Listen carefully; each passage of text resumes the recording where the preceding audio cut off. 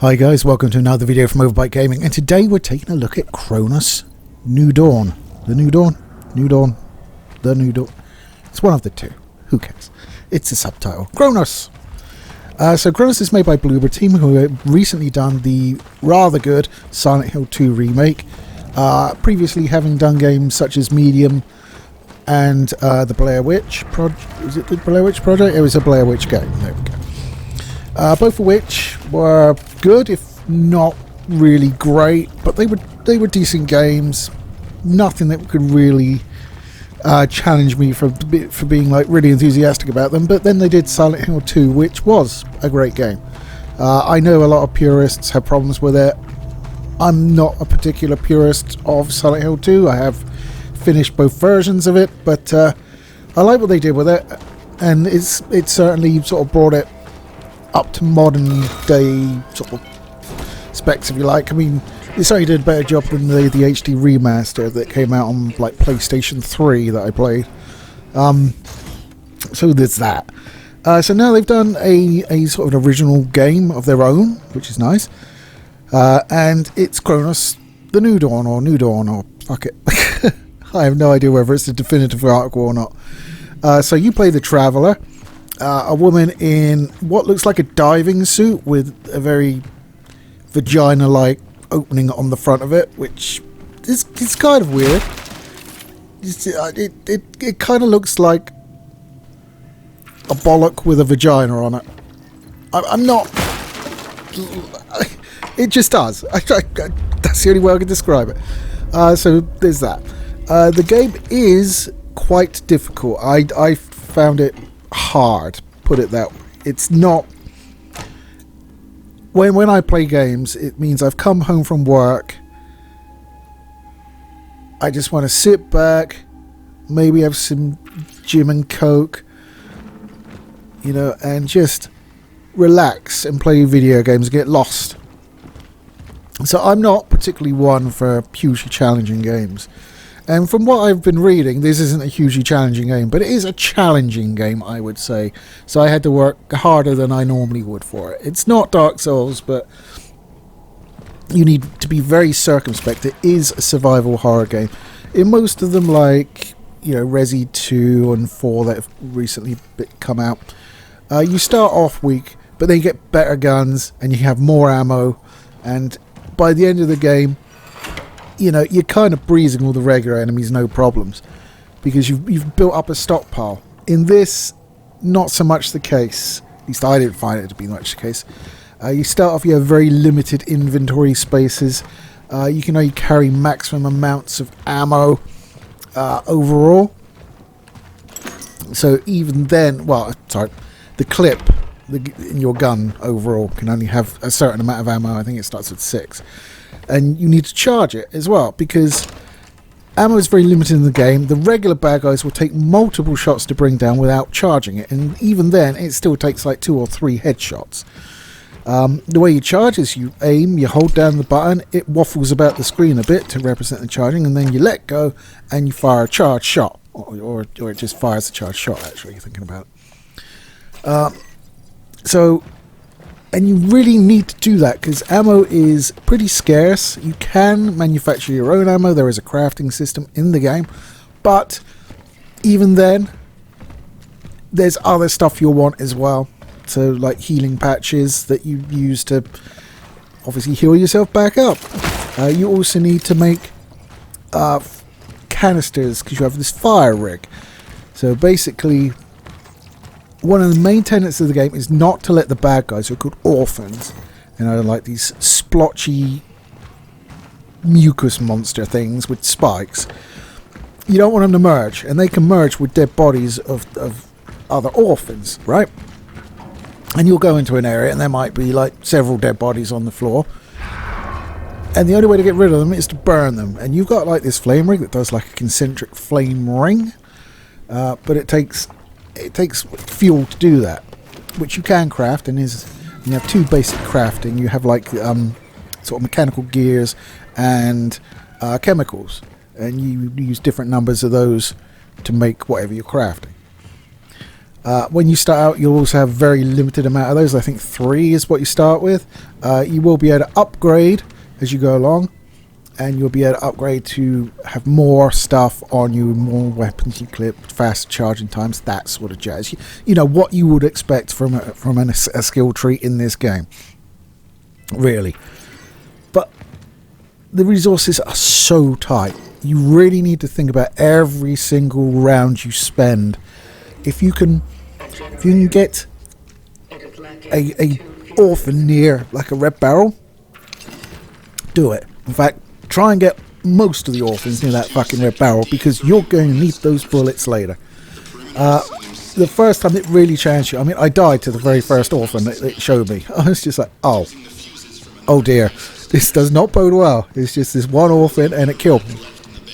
Obviously reloaded the game and killed it with relative ease once I knew sort of like how fast it could move and shit like that, and the mechanics of the game, because it does not furnish you with much in terms of defense. You run out of ammo, you can punch and kick. Your gun kind of goes down into a knuckle duster kind of thing, but at super last resort will probably do nothing other than just get you killed. So there's that. And also there's no dodge or quick turn or anything like that. You're just clomping about like Isaac Clarke in Dead Space. The movement is very much like that. You can run. It's not a particularly speedy run, and obviously it's risky because you can get swiped out as you go by. It's the same. It's what you would expect, basically, just running in a game rather than dodging or parrying or any of that. There's none of that in the game. It's literally you need to shoot these guys or use environmental hazards to take them out, and that's the way you kill them. But you need to be really, really careful. I can't stress that enough. This is like the thing the game drilled in me. Like, don't let them merge, which is one thing, which is a problem in and of itself, because it gives you more bodies on the floor than you can possibly hope to take out with your fire thing. And when you use the fire thing, it's usually wise to try and get the orphans as well as the bodies, rather than just preemptively burning the bodies. Unless you find a big clump of them, then it might be worth it. But yeah, I mean, I have run out of ammo in this game. I have had to approach things multiple times in this game and been like, oh well, I used the explosive barrel and I missed one of the orphans and I don't have enough ammo to kill it, so I'm dead, and reload, etc. So yeah, stockpile as much as you possibly can. Try and kill them intelligently by using environmental hazards as much as you can. If you're burning shit, then try and get as many targets as you possibly can with your concentric burny thing. It is just, it's not insurmountable. I surmounted it, so yay me. But it is difficult. You'll be used to more like, I just shoot thing in the head till die. You can't really do that here, because even if you're doing that with the charge shots, the numbers just don't work out. I mean, I think the first one where it really challenged me was quite early in the game. I'd like killed a few orphans, I think, like going along, and it sort of introduced the mechanic of the merging, so I stopped them doing that, because you can shoot them and interrupt the merging, but obviously if you take too long they're going to merge, so you don't want to do the charge shot. You want to do a quick shot, but that does less damage and you've used a round of ammo. It's one of those. And then the bit that really got me was, it basically, I was going through and then it's like, oh, okay, I got the thing, let's come back out, and then it basically locked down the area because conflict was detected, and they just kept fucking coming and I ran out of ammo. I was just like huddled against the doorway. They just kept coming around that fucking corner. I was just like, oh my god, stop. So yeah, it's difficult. At least for me it was difficult. I'm sure like you EP fucking pro gamers out there, you'll be like, it was a breeze. And yeah, it probably is for you, but not for me, because I'm stupid and old. The storyline of the game is, well, it's a storyline, Jesus Christ. It basically involves time travel and an incident that occurs which, infects people and turns them into the orphans in the 80s in Poland. set in Poland, obviously, because Bloober team are Poland-based, so there you are. But that explains that. And you're a time traveler, and you're working for this shady, sort of unknown power called the Collective. I mean, you start the game with, like, no information, really, and you pick it up from notes, character conversations, and just clues along the way, and trying to figure out what the fuck is going on. So, basically, you're the traveler, you work for the Collective, who, as I say, may or may not be shady. No spoilers here. And you're tasked with going back in time to extract people, like their sort of brain patterns, I guess you'd call it, their essence, into your phylactery. Maybe so then. That's kind of what a phylactery is, right? And, you know, bring them back and give them to Collective, because they could be useful. And you have specific targets that you're supposed to go and get. And the way you do that is going back through the sort of current day Poland, which is covered in sort of blobby horribleness and orphans. Going and finding a fracture and using a device called the anchor to align to its frequency, which is just like holding the left stick in the direction where the light is brightest. And then you go back and then you do a bit of gameplay back in the day, before all this actually happened, although there will still be orphans there because it's like at the outbreak. And you move through that, find the person, have a cutscene, sometimes make a decision, extract the person, come back, and your adventure continues. I do want to be fairly low key on discussing the game's story, because it is very complicated, and it is probably, firstly, I do a terrible job trying to explain it because it is so complicated, and secondly, it is kind of like one of those, it's kind of like one of those Christopher Nolan movies. Now, my personal favourite Christopher Nolan movie was Batman Begins. Everything after that felt like he was trying too hard to be clever. Batman Begins was just great. The Dark Knight needed like 20 minutes cut from it. We didn't need the whole two boats thing when you were doing that with like Batman himself and Two-Face, I think it was, those two. It was making the same point basically. And then obviously Dark Knight Rises, which has its fans. I mean, okay, but not a fan of Bane, even though I like Tom Hardy as an actor. He was amazing in Warrior. He was amazing in that. That movie makes me fucking cry. I don't know, at the end. Woof. But anyway, I'm well off topic. Jesus Christ. But it feels like that. It feels like it's trying to be really inscrutable for being inscrutable's sake, sort of thing. So I wasn't a huge fan of that. I think you can tell a good story without having to make it complicated as fuck. But it is complicated as fuck, and you need to read the notes that you pick up, because otherwise you'll finish the game and you'll just be like, I still don't fucking know what's going on. Because that's where you get a lot of the information and a lot of the character cutscenes. I'm not going to lie, the voice acting's good. Nothing wrong with the voice acting. But the way the director's decision and the way they pitch the voices are fairly monotone. So it's all very... And you just sit there and you're like, I'm tuning out. I know I shouldn't be, but I'm still tuning out. Because there's no zip or zazz to the voice performance because of that. I mean, I know why they did it, but it doesn't help me with the problem. So, yes, that's like the story wrapped up. I haven't had any particular oddities in performance that I can recall. No, the soundtrack's very good. It's what you would consider sort of like 80s futuristic, I guess. Like a lot of kind of like, it was popularized, I guess, by Stranger Things. I only watched the first season of that, so I could be lying, but that's my understanding of it. So it's lots of like keyboard sort of things,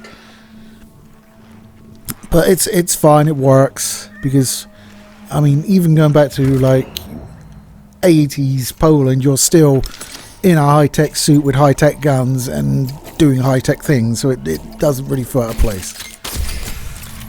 So yeah, I mean, it is a decent game. I don't think I go so far as to say it's a great game. I would certainly play Silent Hill 2 Remake over this any day of the week. But as I say, that's because I'm just playing the games to relax. This was very much not a relaxing prospect to come back to play. But we got through it, lads, so yay me. It is a nice looking game. The footage you will be seeing will have pretty much everything maxed out at 1440p with DLSS on quality. I did have a few performance issues with DLSS off, so but that was, I'd set up the settings prior to, like, I think a patch that happened, so it may perform better now. I just haven't changed the settings.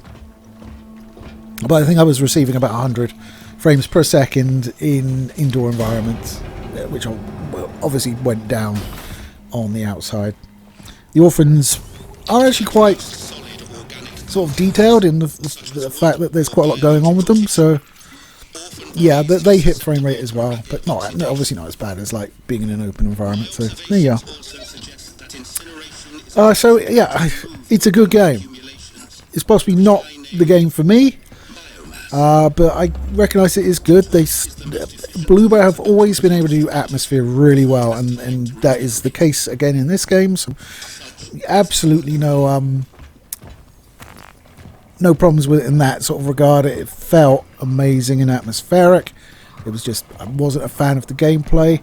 I felt like they cut too close to making it too difficult for me. And you know, I really felt like the character that you're playing, I mean, oh yes, they're in a big old diving suit thing, so they're not going to be nimble, but I just feel like not being able to parry or dodge attacks and having such sort of low ammo availability really did hurt the game for me, the gameplay at any rate. Because just running past them is a tall order, I found. But you know, and even though you have to charge shots, it's no guarantee that you're going to get a headshot, because the charge shot, you need to get used to how long it takes to charge, which will change if you shorten it, by the way, so you'll have to relearn that. Good luck. And your barrel is moving as you're charging. It's not staying still. So even if you start charging right at the guy's head, it might wander off, which is annoying. So it really feels like they've given the bad guys basically too much of an advantage in this game for my liking. They are surmountable, but unless you like difficult games, I mean, for someone that like pounds their face against a Dark Souls game until they beat it, this is probably no great shakes at all for you. You probably won't mind this at all. You're like, this is something to calm down with, something to relax with. There's me going, pulling my hair out. Well, I'm bald, but you know what I mean. Pulling my eyebrows out. I actually have a habit of pulling out my eyebrows when I get stressed. So, yes, occasionally look a bit patchy, but they do grow back. So, hey. Anyway, guys, that's my review on Cronos, which, you know, if you didn't know what the game is about, there's a huge clue for you. The New Dawn, or New Dawn. I really should just fucking look at my Steam library and decide. It's the New Dawn. There we go. I should have done that first. It is also about a tenner cheaper than a lot of games these days. You're looking at about 60 quid for it, I think. I will check the store page because I am a dedicated follower of fashion.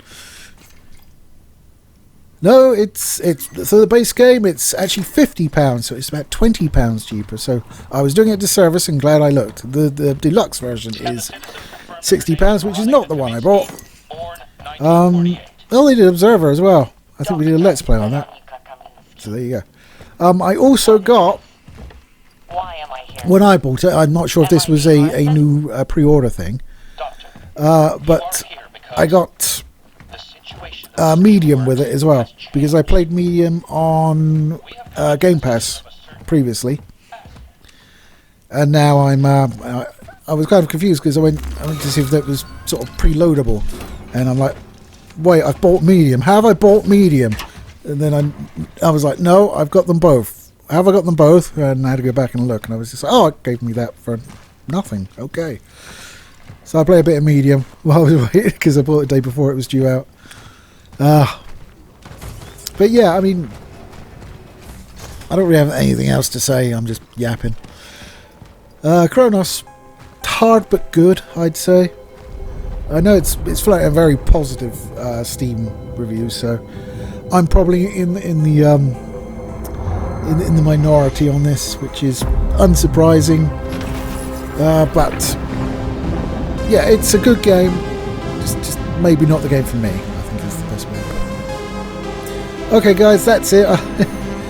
I'll let you get away because, like, fucking hell, I've been going. Take it easy, and I'll catch you next time.